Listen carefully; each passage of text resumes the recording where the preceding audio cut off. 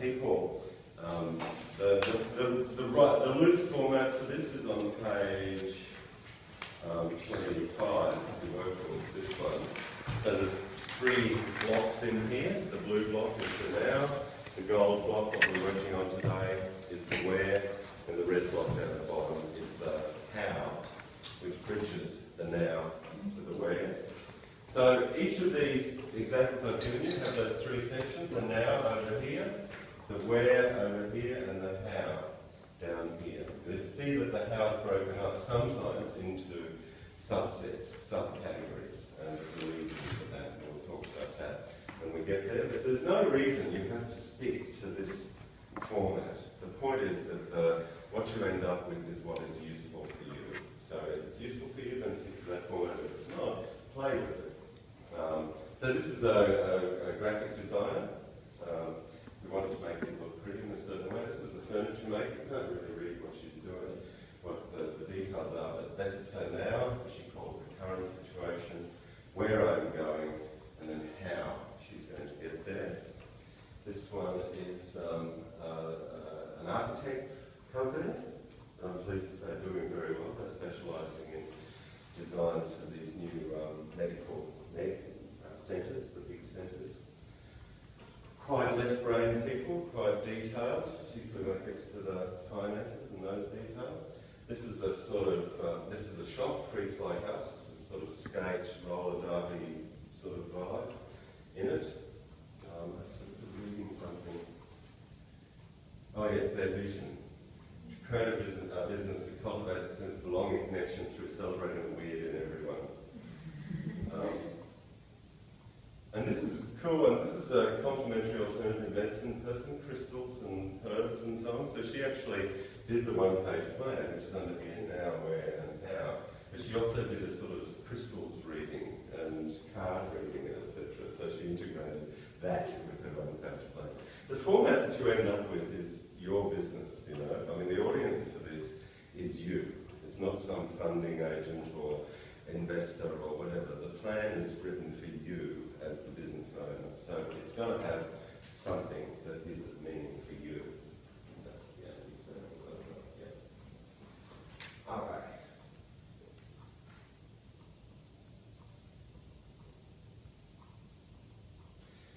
So this is where we finished up last week, remember? That's sort of where. And just take a second now, just close your eyes for a second and just recall that exercise we did, just to start with, just to set the stage.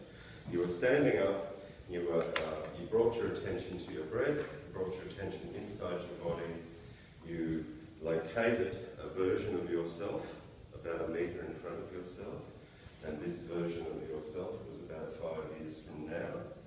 Just recall, take a minute to remember what that felt like, what surrounded you, what you were wearing, whether there was music, words that you were hearing, people that were around you, the car you arrived in, whatever detail makes it real for you. Recall how it felt when you stepped into that version of you.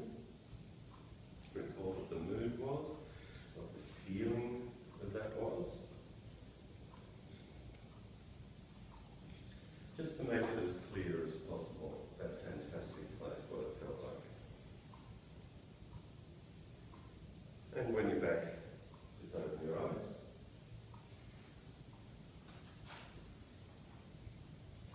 And you can do that any time, right? Now that you've had the experience, you just play it again to remind yourself if you want to feel good. And it might just sort of lift your spirits when things are tricky.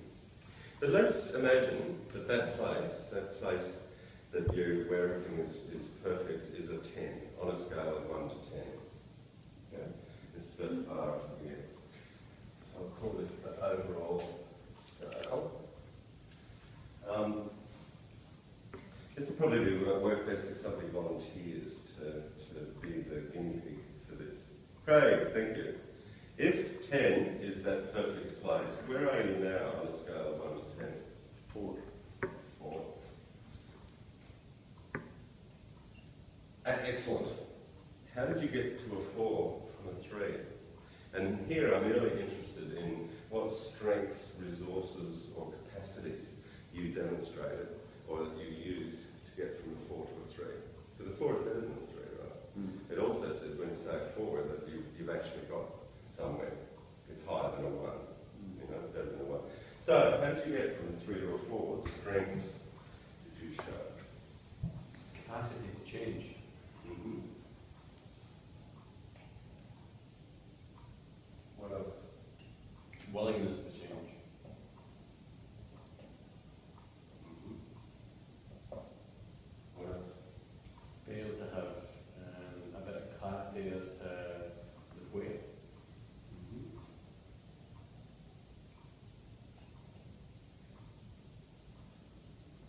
What else?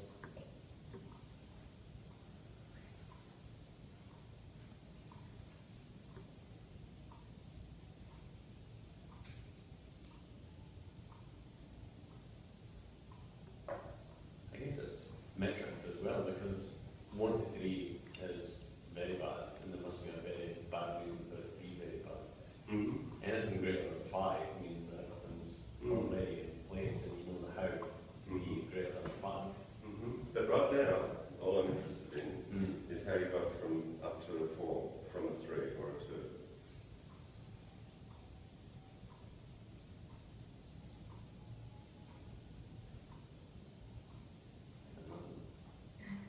Mm-hmm.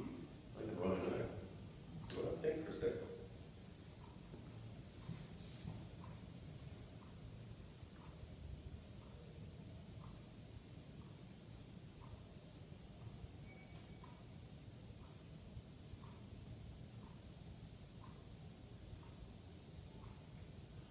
I guess the difference between 3 and 4 is being able to recognise what differentiates the 2 in your mind, and then saying, well, what are my reasons for those? So that I would translate as critical thinking. I'm interested in strengths, right? Yeah. So what enables you to even think like that? And there's a certain degree of critical thinking. I guess measurement, it would be, you know, in your own scale. Okay. Measuring. I think there's a certain amount of critical thinking going on. Anything else?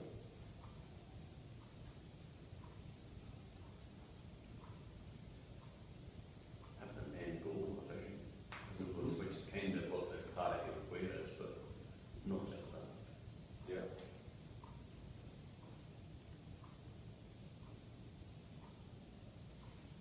What else?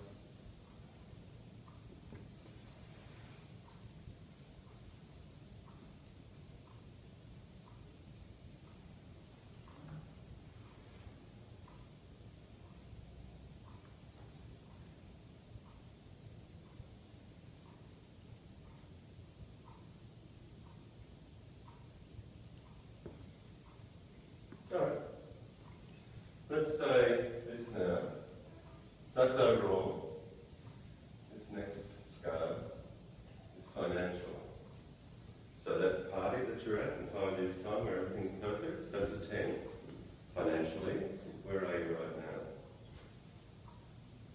On a scale of 1 to 10, where 10 is the perfect financial outcome, and 1 is whatever the opposite is.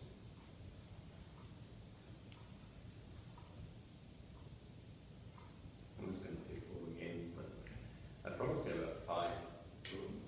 Okay? Which by nature is much better than a 4. So I'm curious about how you got from a 4 to a 5 financially. I think one of the things that we've talked about this week a lot is the whole $100 in the bank and $99 worth of service. That's been really clear and given a yardstick, if you like, to measure what is a business. So management of cash flow.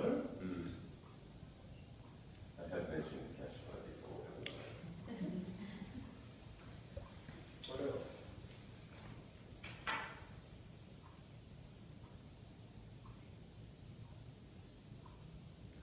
I don't know how it works, but it's the old adage of speculate accumulate. You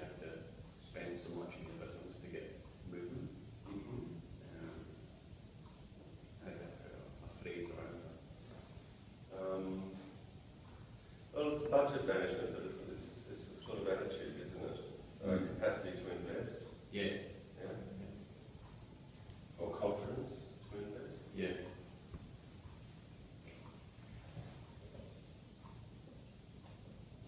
What else? Commitment.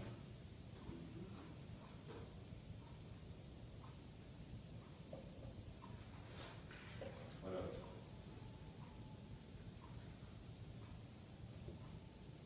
Smart choices.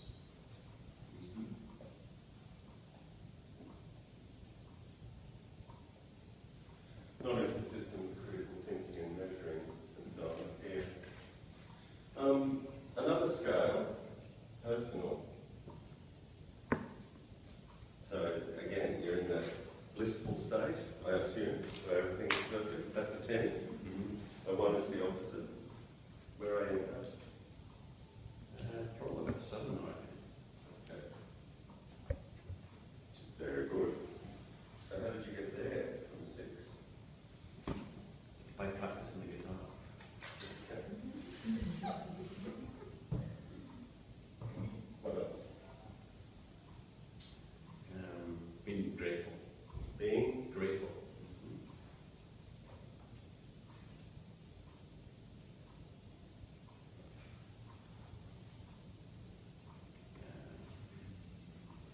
Development. Personal development. Personal development. Yeah.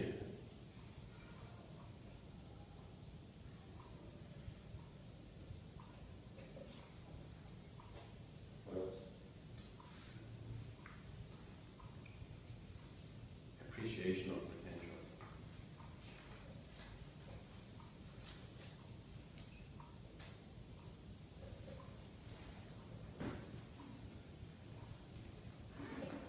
What else?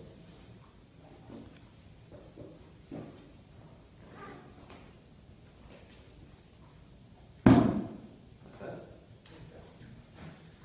And the final one is social environmental. I don't mean to sort of, I'm not sort of on a bandwagon about sort of ethical business and so on, but in my experience it's good advice, and I think I've mentioned this already, to act ethically, not only to sleep because we sleep better at night, but because in a concept economy it's good for business. Right? It's a done deal, I think. So, are there any social environmental elements of this sense of well-being, this 5-year perfect world? If that's a 10, and 1 is the opposite, where are you now? Probably about 7 again. Okay. And how did you get there from the 6? Being able to say no. Okay.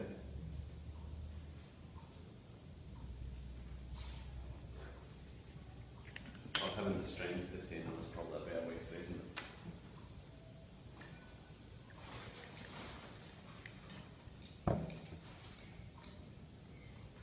What else? Small changes, big impacts.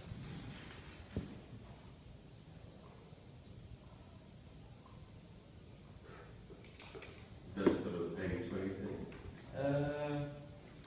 No, not necessarily. If we can, I'm thinking from a how point of view, if we can do something that's very ethical and we can contribute to, for somebody else to be developed or to make their business more sustainable or more environmentally sound, then that's a pretty good thing to do. And everybody gains out of the process as well. Yeah, that's a great thing. Cool. What else?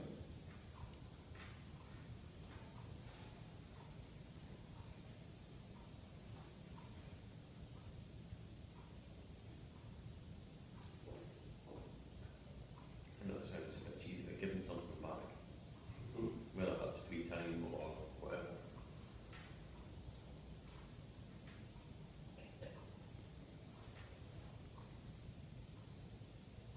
It's interesting, isn't it? I'm the same. Sort of, if I find myself using words like courage or honour or whatever, I get a bit self-conscious. Isn't it interesting? It's such an ironic culture that we can't actually just say courage, honour, selflessness, compassion, without feeling a bit cheesy. Did you notice a certain attitude that I brought, approach that I brought to interrogating Craig on this? Did you notice a phrase that I kept using? Yeah. What else? What else? When you do this exercise, this is what I really strongly recommend, because it's a social thing. You know, what I'm talking about and what we're talking about here is strengths and resources. We're only interested in strengths and resources. We're not interested in problem talk. We're not interested in negativity. It's a general methodological solution focus. Okay? And I've discovered using this that we're actually really good at hiding our strengths. You know, it's a cultural thing. Americans don't have this problem. Generally speaking, you know, I'm really good at this, and oh, I'm fantastic at this, you know, because they have a very positivist kind of culture, and we have a negative one. We sort of, it's British, you know, it's this sort of tall poppy thing. So we like to think, we don't like to do this because we think we're bragging, you know, but it's really common once we've listed these are all Craig's strengths.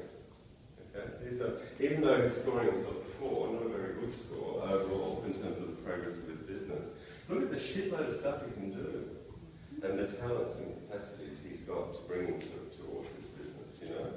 And that's another factor in this. People are usually really impressed once they've pushed themselves a bit with that what else, with what is actually there, what you actually have already on board, you know. So this is an exercise that I'm going to recommend you do with somebody, and I reckon it should be somebody new, so not somebody that you came with or that knows you, so hopefully somebody that you haven't yet worked with.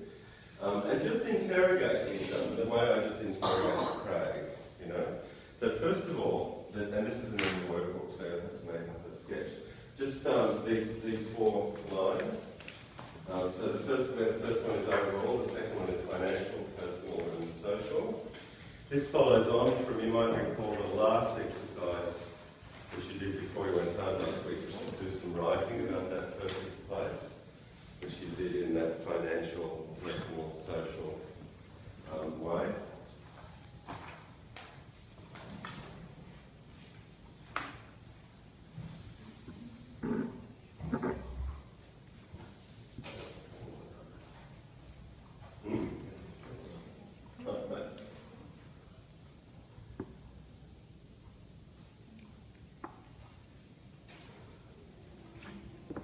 And once you've done that, you may as well give yourself a score in each one of those areas. Give yourself a score overall, where 10 is the perfect business, the perfect outcome. Then financially, where you're just looking at the perfect financial outcome. So X million dollars a year, or whatever it is that is characterised your perfect outcome.